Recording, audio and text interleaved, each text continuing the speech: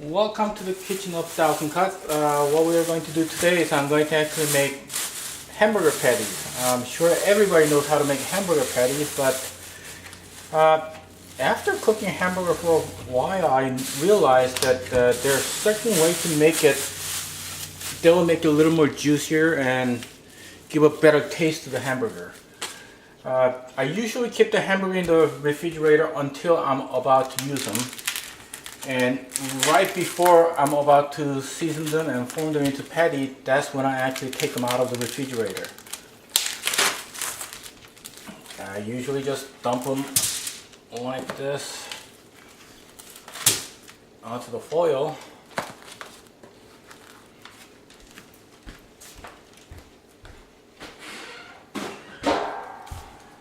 There's 3 different seasonings that I use, or whatever. I use salt,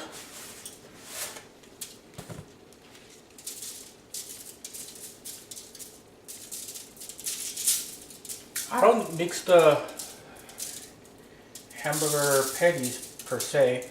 What I do is I basically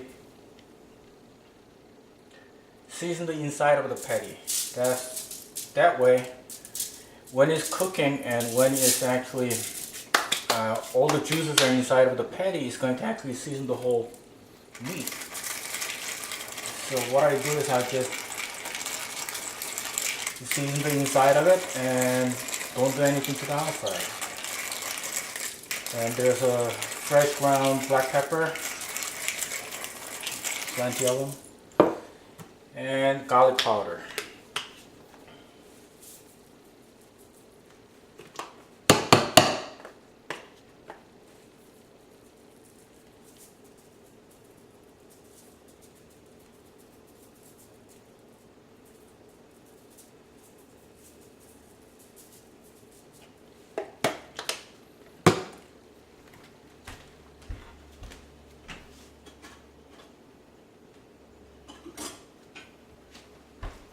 Each one of this block is about 1 pound, and I usually make about 30-pound burgers.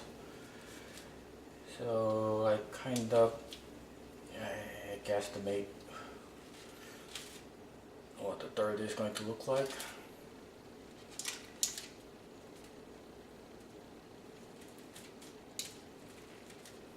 And cut them down there.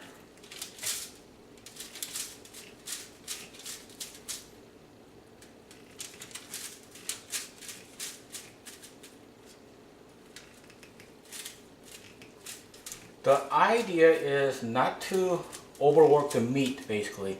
You want to actually work the meat as little as possible, because once you actually start overworking the meat, what it's going to turn out to be, if you overwork it, basically it's going to come out like a Chef Reality meatball. It's going to be dense. The mouthfeel is going to be not like a ground beef, but it's more like a, I'm not sure, more like a bread, I guess, kind of. So what I do is I just put half together with the seasoning inside, and I just form a patty. I don't do much of anything with it, just make it look like something that's round, look like a hamburger patty. And you can still see the ground beef and way they came out of the grinder from the supermarket or wherever you got it. Another thing about the meat, you want the meat to be around 20% fat, which is 80% fat free, or you could go to 75 if you can find the 75 fat free, 25 fat. Now the thing is, the leaner the meat, less juicier and more drier the burger is going to turn out to be. So you want to actually make sure that you want to go for 80% fat free, 20% fat. As you can see, I'm not overworking it. I'm basically just gently, not really gently, but forming them into patties so they look like hamburger, but I'm not squeezing them to death like you see on the TV where the grandmother is trying to make a meatball and she's just going crazy at it.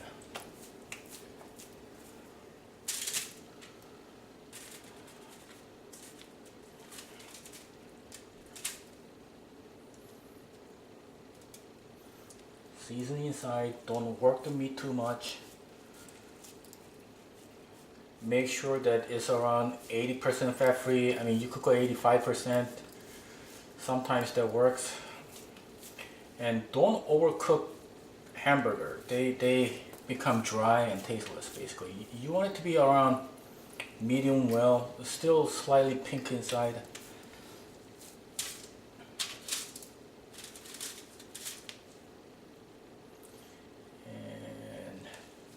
We have one more after this one. As you can see, I didn't really measure how much meat is per patty, so some looks a whole lot bigger than the other. So small one goes to my wife and bigger one goes to my big son, and so on and so on.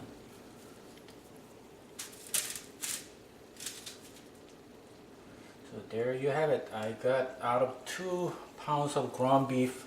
This one is 80%, no, this one is 85% fat free. I couldn't find a good 80% fat-free meat today, so I got 85%, but 85% is okay. It's not that dry. And if you're conscious about how much fat you intake and so on, I guess it's better than 80% fat-free. So there you have it. There's a 6 patty that we are going to cook, and once you make the patty, you want to actually leave them outside for about 30 minutes. The reason for that is basically, I mean, if you put cold meat on the grill, it's not going to actually cook fast, mainly because the meat is too cold. So you actually want to leave the meat, once you form the patty, you want to actually leave it outside for about 30 minutes. And another thing I do is I put a big thumbprint on each of the burger, so when they expand, they don't look too weird. Alright, and that's it for today. You guys can grill it any way you want, serve it any way you want, whatever topping that you want to use.